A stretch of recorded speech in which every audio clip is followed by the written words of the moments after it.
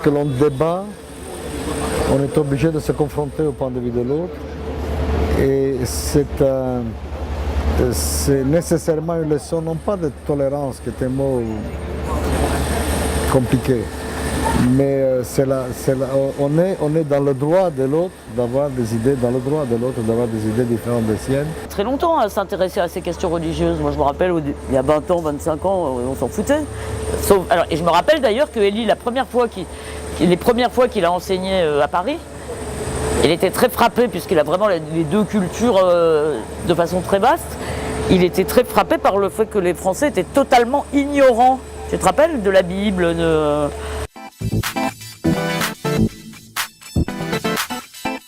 J'aime ce pays et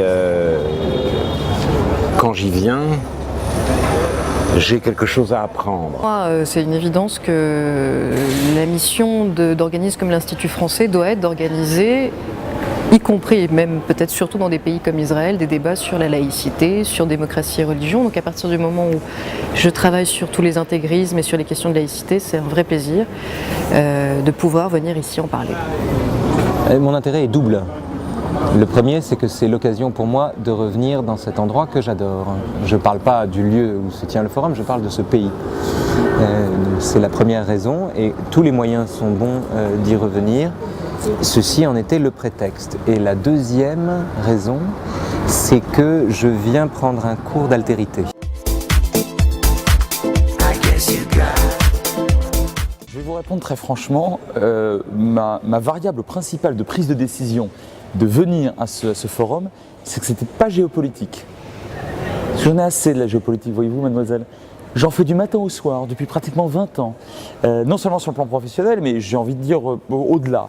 Bon, et donc, venir en Israël pour parler de quelque chose qui, pour être sérieux, a un rapport tout de même avec les affaires de l'État, les affaires de la nation et par conséquent avec quelque part la géopolitique, c'était extrêmement intéressant. D'abord, la thématique est essentielle. Je crois que se poser la question du dialogue entre religion et démocratie, c'est une question qui a une actualité particulière. Et je pense qu'il n'y a pas de meilleur endroit pour se la poser qu'en Israël, au sein d'une démocratie qui, en même temps, doit se poser la question du religieux, de l'impact du religieux sur le politique.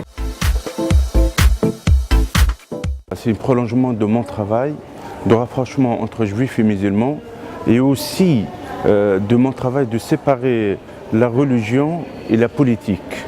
Je trouve ce forum, surtout en Israël, c'est un forum très très important.